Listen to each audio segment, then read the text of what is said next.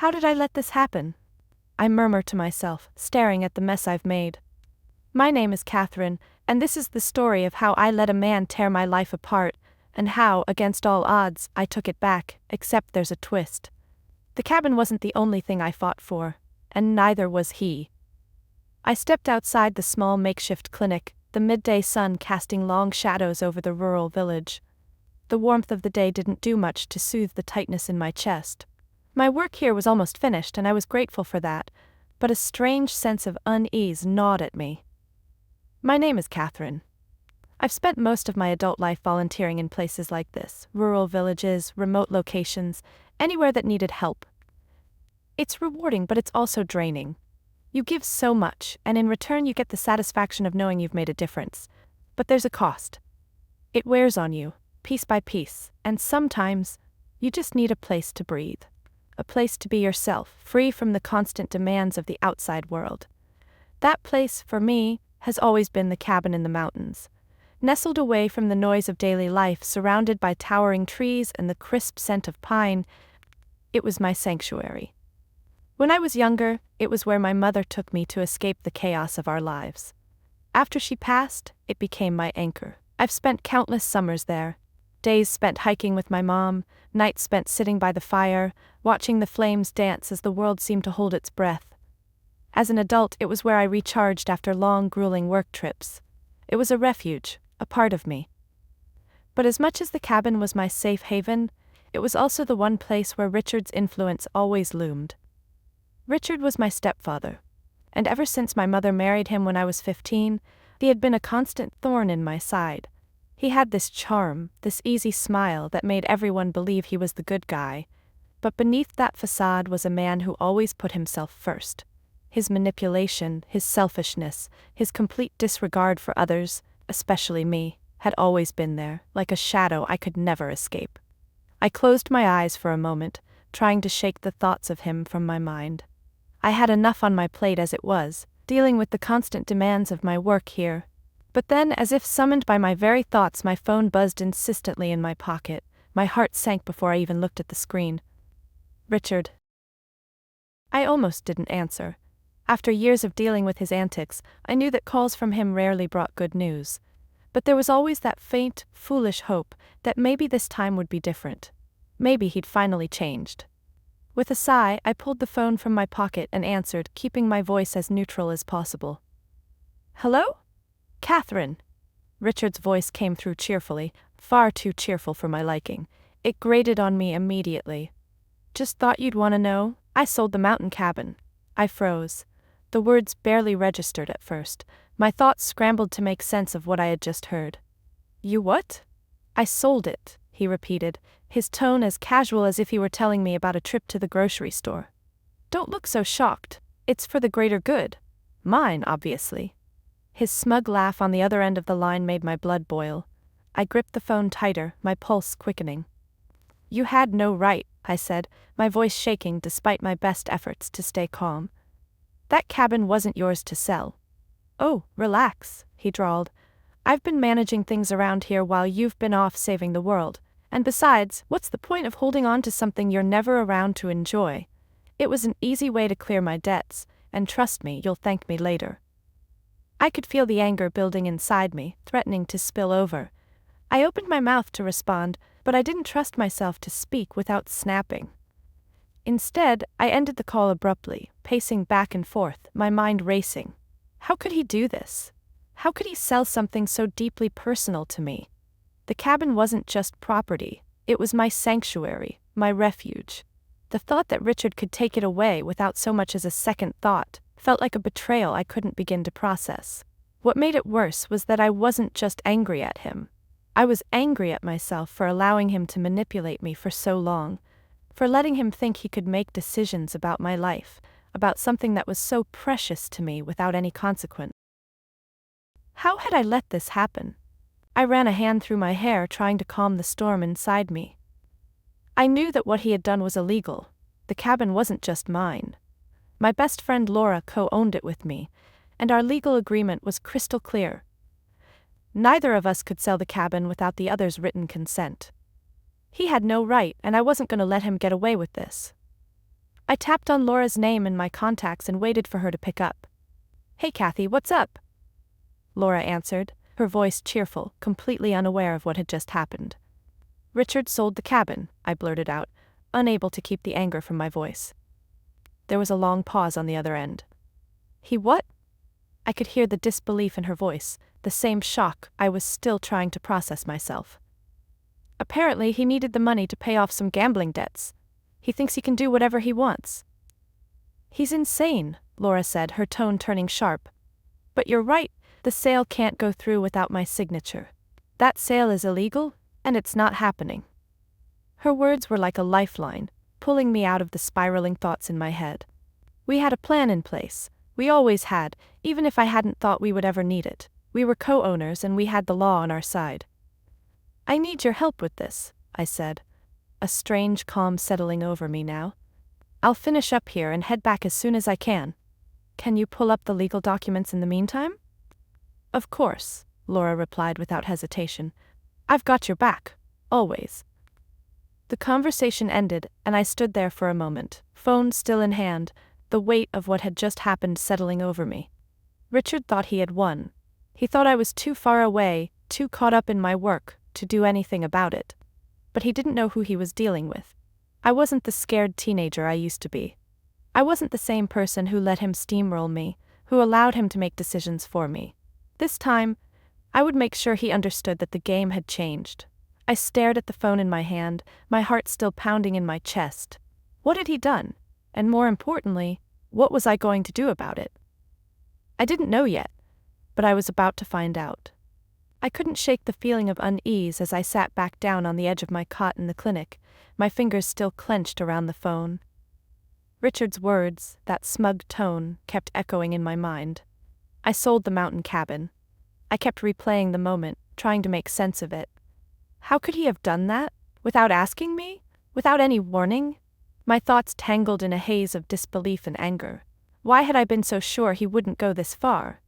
I had convinced myself that this time it would be different, that Richard's schemes had limits, that he would never dare cross this particular line, and yet, here we were.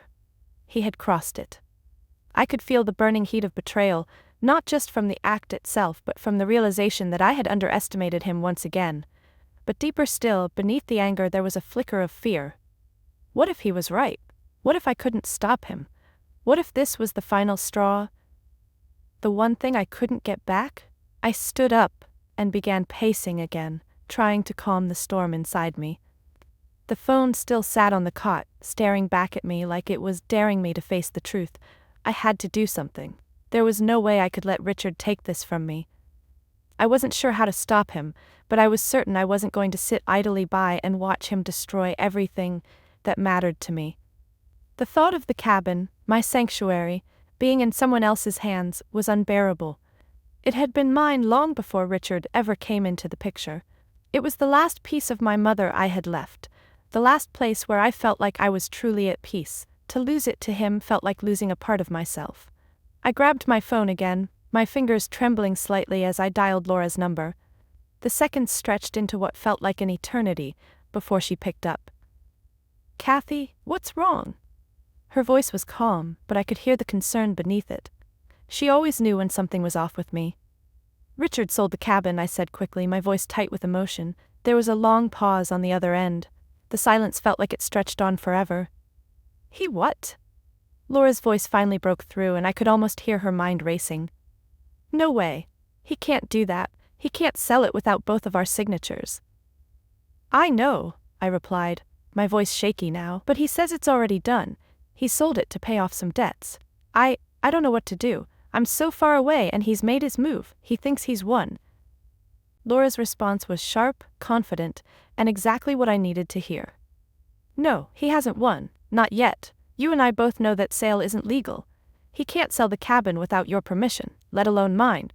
We have the co-ownership agreement. We'll stop him." Her words settled something inside me, like a weight lifting off my shoulders. I didn't have to fight this alone. I wasn't powerless. "Can you pull up the agreement? I'll finish up here and head back home. We'll figure this out," I said, already feeling the beginnings of a plan taking shape. "I've got it," Laura replied, her voice firm. Don't worry, Kathy. I'll handle it from here. I hung up, but the feeling of uncertainty lingered. What if Richard had already sold it to someone who wouldn't back down? What if he'd already moved on to his next scheme, leaving me with nothing but the wreckage of his actions? I could feel the tension in my chest tighten, like a knot I couldn't undo. I knew I had to get back home as soon as possible, but I had one more thing to do before I could leave. I went back into the clinic, gathering my things. My work here was nearly finished, but I couldn't focus on it now. Not with everything that was happening. The cabin was calling to me, like a tether pulling me back to reality. I had to get home and deal with this before Richard ruined everything. As I walked out of the clinic for the last time, I tried to steady my breath. I'd done this kind of work for years, traveling to places like this and making a difference where I could, but nothing had ever hit so personally. Nothing had ever felt this urgent. My thoughts kept drifting back to the cabin. What would I do if it was already gone? Would it be possible to get it back? Could I trust the law to protect my rights? And what about Richard? Would he just walk away from this, assuming I'd let it go? Or would he double down, pushing me even further? The questions swirled in my mind, each one more unsettling than the last. But one thing I was sure of, I wasn't going to let Richard have his way this time. For the first time in a long time, I wasn't going to let him manipulate me. I boarded the flight home the next day, the sense of urgency pressing against me with every passing minute. My stomach churned with a mix of worry and determination. There was so much to do, so much I had to sort through, and the pressure felt like a weight on my shoulders. But I couldn't let it crush me, not this time. When I landed back home, the silence that greeted me at the cabin felt heavy.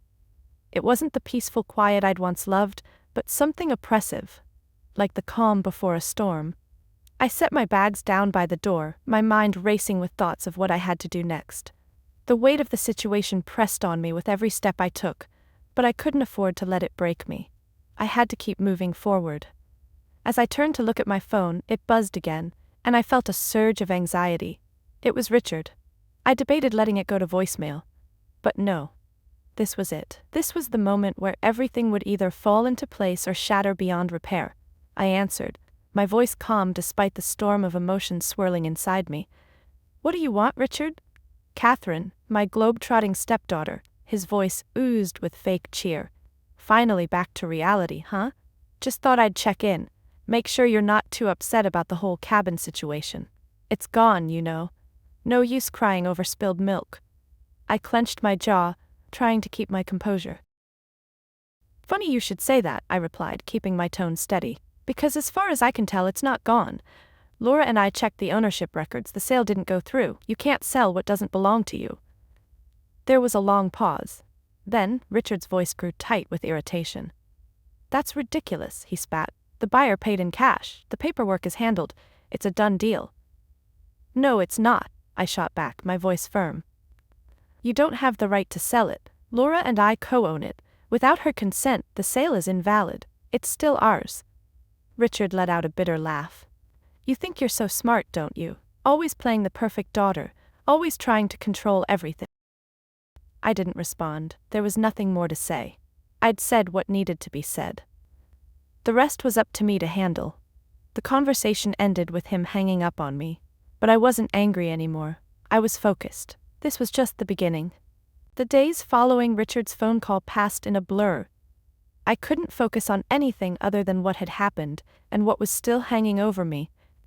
Every minute spent in the clinic felt like an eternity, each hour dragging as I tried to finish up my volunteer assignment. But my mind was elsewhere, on the cabin, on Richard's betrayal, and on how much I still had to do to fix everything. I'd managed to push the panic to the back of my mind for the most part, but it resurfaced when I least expected it. The tightness in my chest, the gnawing anxiety in the pit of my stomach, it was there, lurking beneath the surface, threatening to break through. It wasn't just the cabin, it was what the cabin represented. It was mine and Laura's. Richard had no right to take it away, but more than that, it was the betrayal. After everything, he thought he could just waltz in and take it, treating it like a commodity, a thing he could sell off to pay his debts, as though it were nothing, as though it meant nothing. I found myself waking up at odd hours, my mind racing with plans, ideas, and what-ifs. What if he was right? What if the sale actually did go through? What if I couldn't stop him? The thought of losing the cabin was unbearable, but the thought of letting Richard win, letting him control me again, was even worse. I had to do something. I couldn't just sit back and hope things would work out. Richard didn't respect hope. He respected action. And I was ready to act. The night before I was set to leave for home, I sat in the tiny clinic room, my journal open in front of me. Writing always helped me sort through my thoughts to make sense of the chaos inside. As I scribbled in the pages, memories began to surface. Memories of my mother, of the cabin, of the summers spent there running through the woods, feeling the breeze on my face, the warmth of the sun on my skin. It had always been a safe place, a place where I could breathe without fear, without the weight of the world pressing down on me.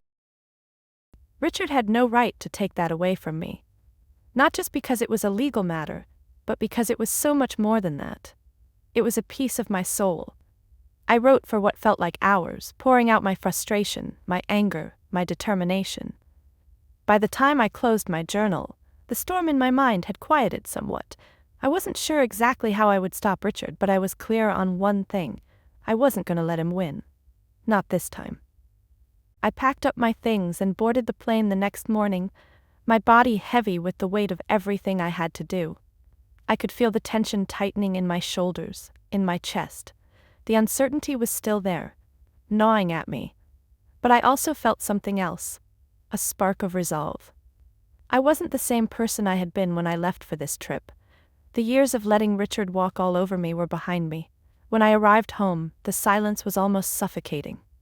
It wasn't peaceful, it wasn't comforting, it was eerie, like something was wrong, like the quiet before a storm. I walked through the cabin door and set my bags down. The familiar smell of pine, the sound of the creaking floorboards, it all reminded me of why this place mattered so much. But now it felt like a stranger's house. Everything had been tainted by Richard's actions. I grabbed my phone and tapped on Laura's name. She picked up almost immediately. "Hey, Kathy," Laura said, her voice filled with a sense of urgency. "What's going on?" "I'm home," I replied, trying to keep my tone even. "But it's worse than I thought. I'm here, and I've been thinking.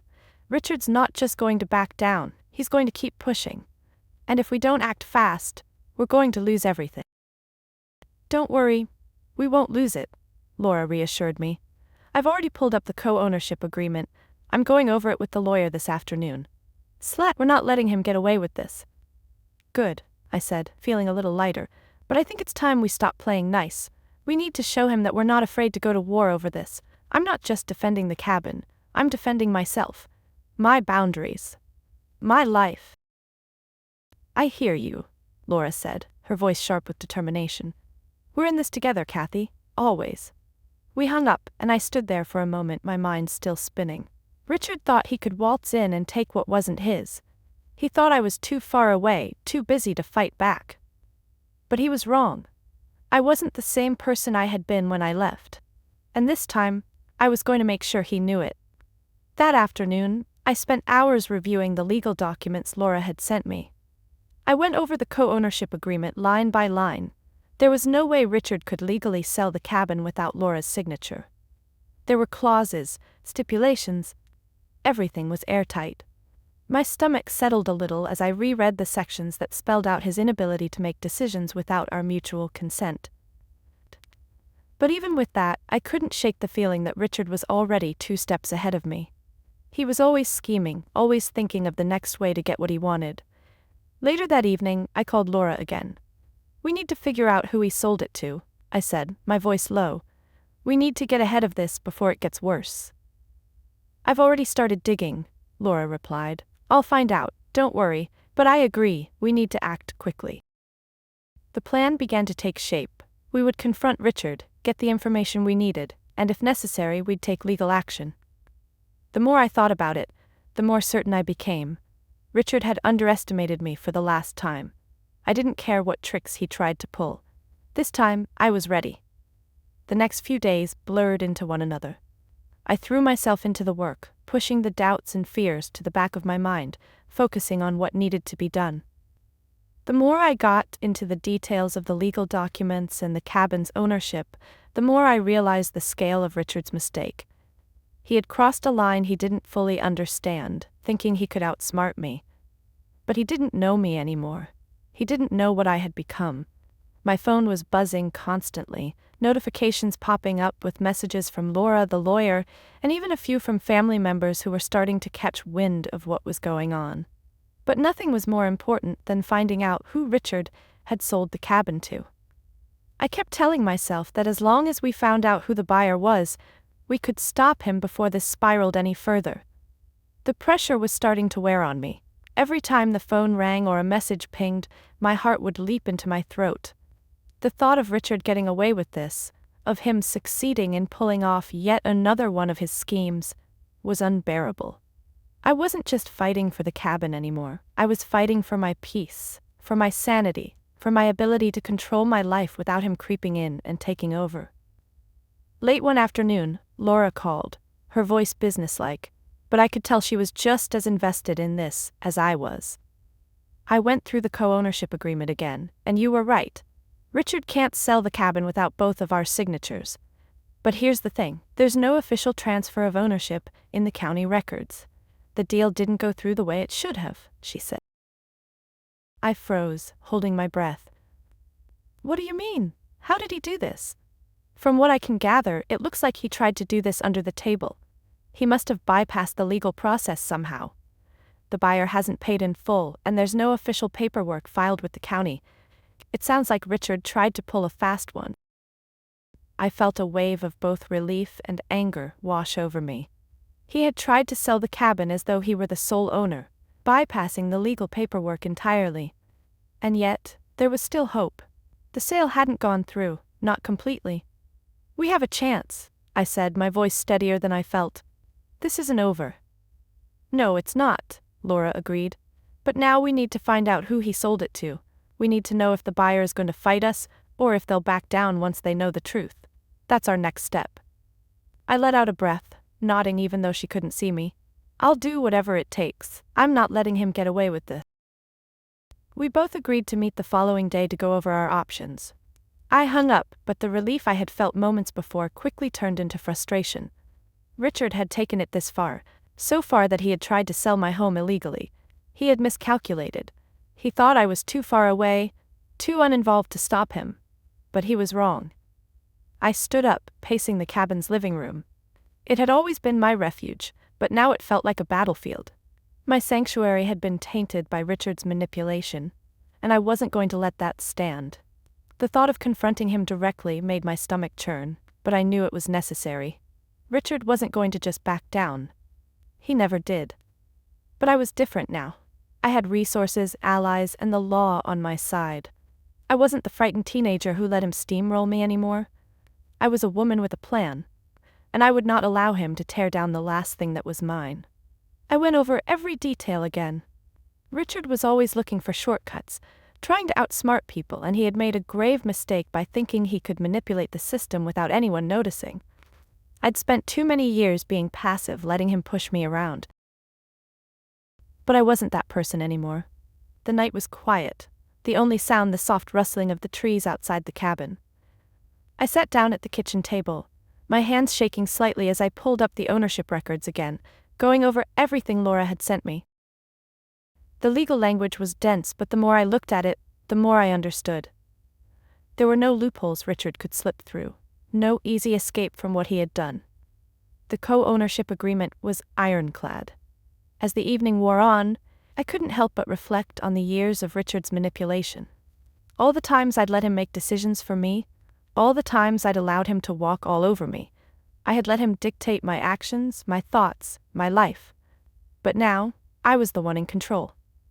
The phone buzzed again, and I nearly jumped out of my seat. It was Laura. "Good news," she said without preamble. I tracked down the real estate agent who was involved with the sale. She was unaware of the co-ownership agreement, but I spoke to her. She's willing to cooperate with us. I let out a breath I didn't realize I had been holding. That's a relief. We need everything we can get right now. I'll send you the details. We've got the paper trail we need, and if Richard tries to sell it again or contact the buyer, We've got our case." The sense of finality in her voice reassured me. I wasn't alone in this fight, and we were one step closer to making sure Richard couldn't do any more damage. "I can't thank you enough," I said, my voice thick with gratitude. "We're in this together, Kathy. We've got this." I hung up and stood up, walking to the window. Outside, the mountains loomed in the distance, the place where I had always felt safe. This cabin wasn't just a structure. It was a part of me, a part of my story. And Richard wasn't going to take it from me. Not now. Not ever. For the first time in days, I felt a sense of calm settling over me. The pieces were falling into place. The law was on our side. Laura had my back, and I was going to fight for what was mine. I turned back to the kitchen table, the documents in front of me, and a plan began to form. The next step was clear. It was time to confront Richard, and this time, I wouldn't back down. The days leading up to the confrontation were a blur. I spent most of my time preparing, gathering documents, reviewing the co-ownership agreement, consulting with Laura, and double-checking everything that could potentially work in our favor.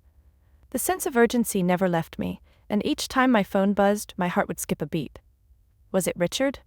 Was it an update? Was it the buyer? The thoughts never stopped. The moment of truth was approaching. I had spent years allowing Richard to manipulate situations, letting him control things in his own way. But this time, it was different. This time, I wasn't going to let him walk all over me. I wasn't going to let him think that I was still the passive, scared teenager who couldn't stand up for herself. I wasn't going to let him take everything from me without a fight. I stared at the cabin from the window, the familiar walls, the fireplace that had seen countless moments of solace. I wasn't just protecting a property, I was protecting a part of myself, and no matter what, I would defend it with everything I had. I couldn't help but feel a mix of anger and dread as I prepared to face Richard. I'd spent so long avoiding confrontation with him, mostly out of fear of his reaction. But there was no more room for fear. Not anymore. I was ready. The phone buzzed again, and this time, it was Laura. Her voice was firm and confident, as it always was when we were working together. "It's time," she said. "I've got all the paperwork in order. We're good to go." I nodded, even though she couldn't see me. "I'm ready. Let's do this." I hung up and took a deep breath. The cabin felt eerily silent, almost as if it, too, was waiting for what was about to happen. I grabbed my coat, checked my phone one last time, and walked out the door. I drove to Richard's place, the familiar roads under my tires, but this time they felt different, heavier, more foreboding. The calm was shattered by the anticipation of the confrontation. My hands gripped the steering wheel tightly as I tried to steady myself. When I arrived at Richard's house, I didn't hesitate. I marched up to the door, my mind clear, my steps firm. I knocked sharply. There was a long pause before the door creaked open. Richard stood there, his usual smug smile on his face, but there was something different about it this time. It was tighter, forced, like he wasn't entirely sure what to expect. "Well, well," he said, his voice dripping with fake cheer. "If it isn't my favorite daughter." I didn't flinch. "Let's cut to the chase, Richard," I said, my voice steady. "I know what you did. You sold the cabin, and you don't have the right." Richard's eyes narrowed, his smile faltering slightly. "What are you talking about? I've done what I had to do. It's a done deal. I sold it to pay off my debts. What's the big deal?" "The big deal is that you didn't have permission to sell it," I said, stepping into his space, refusing to back down. "You didn't have Laura's signature. You didn't have my consent. You can't just sell something that doesn't belong to you." Richard's face twisted in a mix of irritation and disbelief. "You're overreacting. It's just a cabin. I needed the money. You don't even use it. It's not like you're there all the time. What's the point of holding on to something you don't even care about?" I took a deep breath, forcing myself to stay calm. "You don't get to decide that, Richard. You never did. And I'm not going to let you take something that means the world to me, just because it's convenient for you." His face darkened, and for the first time, I saw a flicker of something other than arrogance in his eyes. Maybe it was fear, maybe it was frustration, but it was there. "You really think you're going to stop me?" he sneered. "The paperwork is done, the deal's already in motion, you can't just undo it." "Actually, I can," I said, my voice low but firm. "I've spoken to the real estate agent. I know who the buyer is. The transaction hasn't gone through. There's no official transfer. And even if there had been, the sale is invalid without Laura's signature. You've made a huge mistake, Richard. He hesitated, his bravado cracking slightly. You wouldn't dare go to the authorities over this, he said, his voice suddenly wary. You wouldn't ruin me like that. I met his gaze, unwavering. You ruined yourself, Richard. You don't get to manipulate me anymore. You don't get to take what's mine. If you think I won't go to the authorities, think again. There was a long pause as Richard processed what I'd said. I could see the wheels turning in his head, but he didn't have any more tricks left. The game had changed, and for the first time I could see it dawn on him. I wasn't backing down. I'll call the lawyer, I continued, my tone calm and controlled. And I'll make sure this deal is shut down for good. If you try to push this any further, I'll press charges: fraudulent misrepresentation, theft of property. You won't get away with it. Richard didn't respond immediately. Instead, he took a step back, his eyes flicking between me and the door behind him, as if he was weighing his options. I didn't move, didn't give him the satisfaction of thinking he had any power over me. Finally, he sneered, a bitter laugh escaping his lips. You think you've won, don't you? No, I said, meeting his gaze directly, but I'm not letting you take anything from me ever again. Without another word, he turned on his heel and stormed off, slamming the door behind him with a finality that echoed through me. I stood there for a moment, heart pounding, but I didn't feel the rush of victory I had imagined. There was no triumph in this moment, no sense of relief. Just a quiet satisfaction that the confrontation was finally over. I pulled out my phone, dialing Laura's number, knowing that we had won this round. He's not going to fight us, I said, my voice steady now. He knows the deal's off, and I'm moving forward with the legal action. Laura's voice came through the line, her tone firm and supportive. We've got this, Kathy. He's done. Let's finish this. And just like that, I knew it was over. I wasn't a scared teenager anymore. I wasn't the one letting Richard control me. This time, I had the strength to stand up for myself, and for the first time in years, I felt something close to peace settle over me. The cabin was mine again. But more importantly, I was reclaiming my life, my boundaries, and my power. This time, Richard wouldn't win. The days after the confrontation with Richard were a blur of emotions. There was a strange kind of relief in the air, like the tension that had been building for so long was finally beginning to dissipate. But even though Richard had backed off, for now, I knew the battle wasn't over. The fight wasn't just about the cabin anymore. It was about making sure he understood that his manipulations had no place in my life. I spent the next few days working through the legal process, making sure everything was documented and ready for when we needed it. Laura and I stayed in constant contact, working together to ensure that everything was handled by the book. We had to be thorough. Richard had been sneaky, always looking for shortcuts and ways to get what he wanted. But this time, we were one step ahead of him. My phone buzzed one morning with a message from Laura. I've got an update on the buyer. They're aware of the situation now and are fully cooperating. The paperwork is halted for the moment. We're in the clear for now. But we need to move fast, Kathy. Richard is already making plans and we can't wait any longer to deal with him. The message brought a sense of relief, but there was also a sense of urgency. I wasn't sure what Richard had up his sleeve, but I knew he wasn't going to give up without a fight. The thought of him trying to sneak his way through the system again made my stomach churn. I had to make sure he knew this wasn't something he could just brush aside. That afternoon, I met with the lawyer to review the next steps. He was a quiet man, but his experience was evident. He didn't say much, but his focus was reassuring. He explained the process, and with each word, I felt more certain that we were on the right track. Richard won't win this, he said confidently, looking at me from across the desk. He made a clear misstep by attempting to bypass the necessary legal processes. We've got everything we need to make sure this is settled. It'll take some time, but we'll make sure he's held accountable for his actions. The lawyer's words were like a balm, soothing the anxiety that had been gnawing at me. I wasn't doing this alone. I had people in my corner, people who knew how to navigate the system and fight for what was right.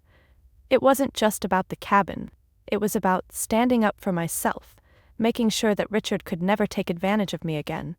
I left the lawyer's office with a renewed sense of purpose. There was still work to be done, but I was finally in control. The fear that had haunted me for so many years was gone. I was no longer the passive one, waiting for things to happen to me. I was making my own decisions now, and Richard was no longer the one calling the shots. The next day I went to the cabin. It had been a while since I had been there, and there was something healing about returning to the place that had always felt like home. The familiar scent of pine filled the air as I walked inside, the old wood creaking beneath my feet. I stood there for a moment, taking it all in. The cabin wasn't just a building, it was a part of me. Every corner held a memory. Every room told a story of my life. But now it was more than just my refuge. It was a symbol of everything I had fought for. It represented my independence, my resilience, and my strength. It was proof that I didn't have to let Richard, or anyone else, decide what I valued or what I would allow in my life. I spent the afternoon working on small tasks around the cabin. There were a few things that needed fixing, a bit of cleaning up, but it didn't feel like a chore. It felt like I was reclaiming my space, putting my mark back on it. Every brushstroke of paint, every nail driven into the wood, felt like a victory. Later that evening, as the sun set behind the mountains, I sat on the porch with a glass of wine, watching the world settle into its natural rhythm. The trees swayed gently in the breeze, the mountains standing firm in the distance. I could feel the weight of the last few weeks lifting, and I allowed myself to simply be in that moment. The phone buzzed, pulling me from my thoughts. It was Laura. "We've got everything we need," she said without preamble. "The cease and desist letter is ready to be sent. We've got the documentation, and we're moving forward with pressing charges if Richard tries to do anything else." I felt a wave of gratitude wash over me. "Thank you," I said, my voice thick with emotion. "I don't know what I'd do without you." "You don't have to do it alone," she replied. "I've got your back, always. We're going to make sure he can't hurt you anymore." Her words grounded me, reminding me that I wasn't alone in this.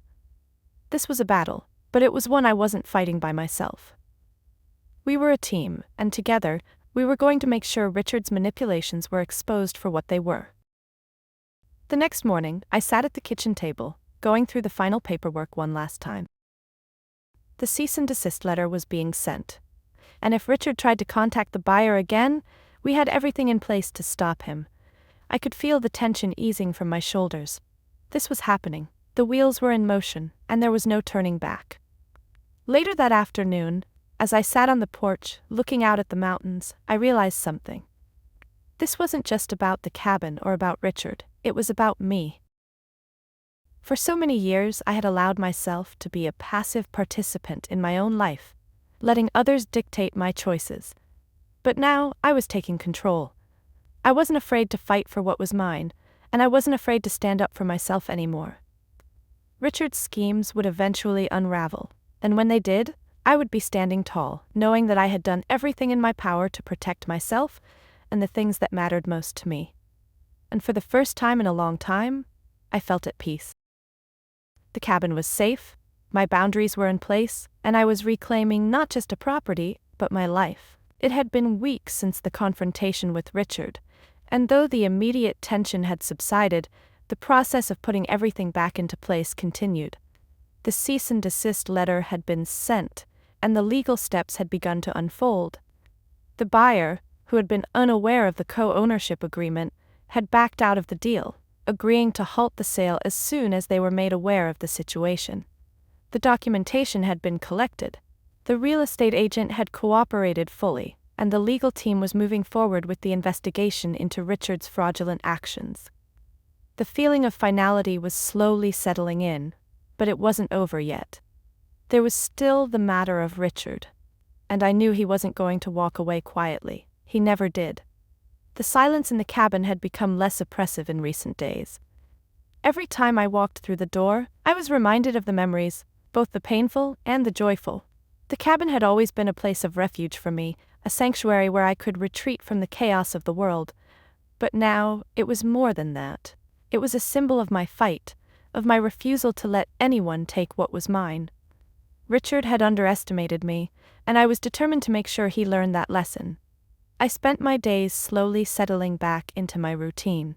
There were still things that needed fixing around the cabin, minor repairs, some cleaning, but it wasn't about the work itself. It was about finding my rhythm again.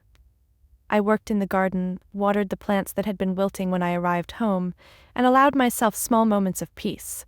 I had been so focused on the legal battle and the fight with Richard that I had forgotten what it was like to just be, to just live. Then one morning, the phone rang. It was Detective Miller, the local officer who had been handling our case. His tone was professional, but there was an undercurrent of something else in his voice, something that told me this call was important. "Miss Daniels?" he said, his voice steady. "I wanted to let you know that after reviewing the documents and speaking to all the parties involved, we've officially filed charges against Richard for fraudulent misrepresentation and attempted theft of property. We have enough evidence to proceed with the case, and he will be required to appear in court." My heart skipped a beat. The words I had longed to hear, the confirmation that Richard would face consequences for his actions, were finally here. I felt a rush of emotions: relief, satisfaction, and a sense of vindication. After all these years of living under his shadow, of letting him manipulate me, I was finally seeing justice. "Thank you, Detective," I said, my voice steady but thick with emotion. "I appreciate everything you've done." "You did the right thing, Miss Daniels," he replied. "Standing up to family is never easy, but you've shown a lot of strength in this. We'll keep you updated as the case progresses." As I hung up the phone, I sat there for a moment, letting the weight of his words sink in. Richard wasn't going to get away with this. He had tried to pull a fast one, thinking he could sell off what wasn't his, but he had underestimated me. And now, he would face the consequences. Later that day, I called Laura to share the news. "He's been formally charged," I said, my voice full of emotion. "It's official, he has to go to court." There was a long pause on the other end, and then Laura's voice, filled with quiet triumph, said, "That's a huge win, Kathy. I'm so proud of you. I know this hasn't been easy, but you did it. You stood your ground." I felt a lump in my throat. "I couldn't have done it without you, Laura. Thank you for everything." "We're in this together always," she replied, her voice warm. "You've fought for what's yours, and now you get to keep it." That evening, as the sun dipped below the mountains, I found myself standing on the porch again, looking out at the familiar view.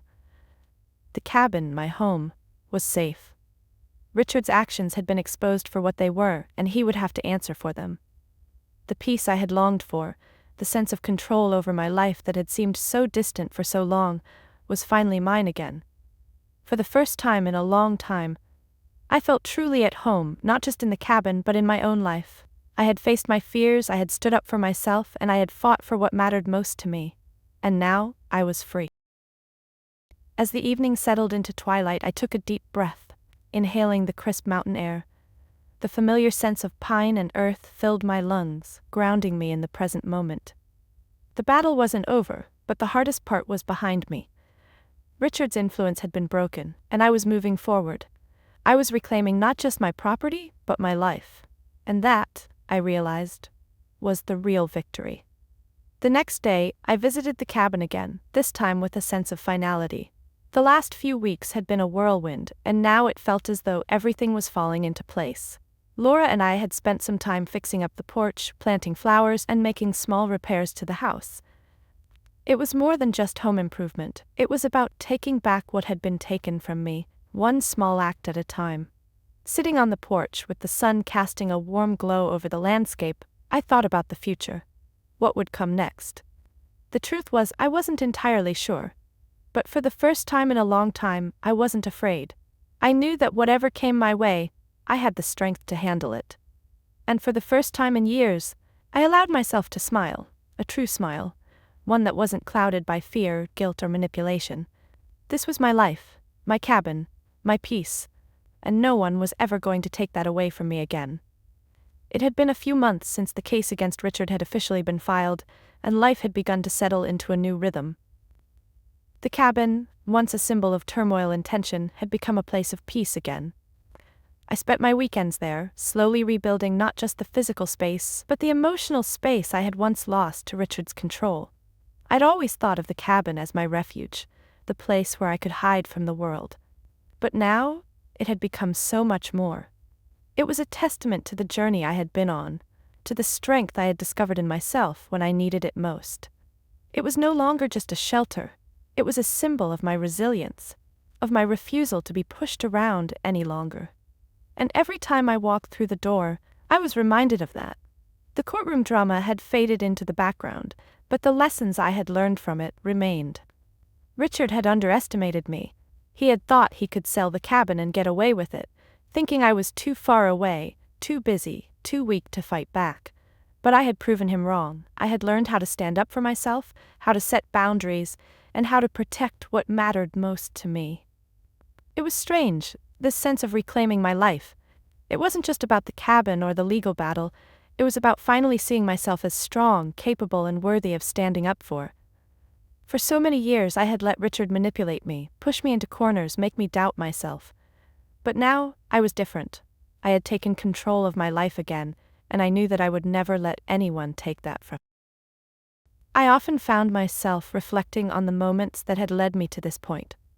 The first time I walked into that cabin with my mom, the weekends spent there with Laura, and the quiet nights by the fire where I'd let the weight of the world fall away. Those memories had always anchored me.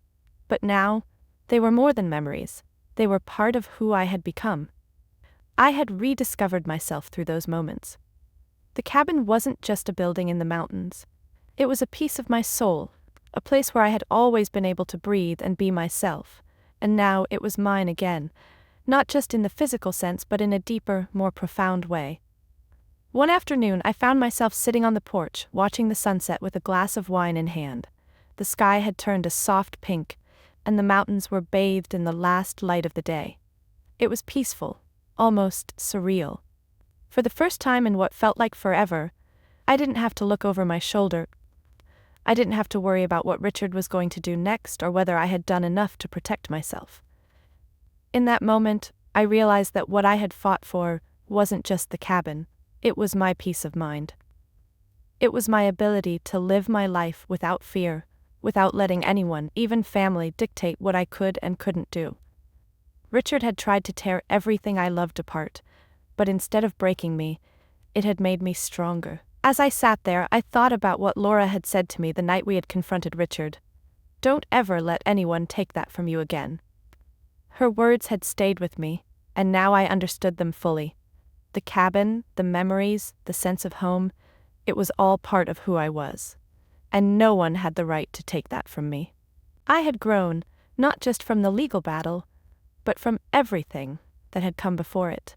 I had learned to trust my instincts, to listen to my own voice, and to recognize that I had the strength to stand up to anyone who tried to take what was mine. For so long, I had let Richard control the narrative of my life, but no more. There was something else that had changed too. For years I had kept my distance from my mother's memory, perhaps out of guilt, perhaps out of fear of facing the pain of losing her. But now, with the cabin safe, with everything falling into place, I felt closer to her than I ever had before. It was as though I had finally forgiven myself for not being able to protect her. The cabin had been hers once, and now it was mine. I realized that it wasn't just a place of refuge anymore, it was a way to honor her memory, a way to connect with the past while forging my own future. The things I had learned from her, the strength and grace she had shown in life, were a part of me now, and I was ready to carry those lessons forward. As the days passed, I found myself looking ahead with a sense of purpose I hadn't had in years. The future was uncertain, of course, but for the first time, I wasn't afraid of it. I was living my life on my own terms, and I knew that no matter what happened, I had the strength to handle it. Laura and I continued to work on small renovations at the cabin, fixing it up and making it our own. Each stroke of paint, each patch on the roof felt like a small victory. The cabin was becoming a symbol, not just of the battle I had fought, but of everything I had learned along the way.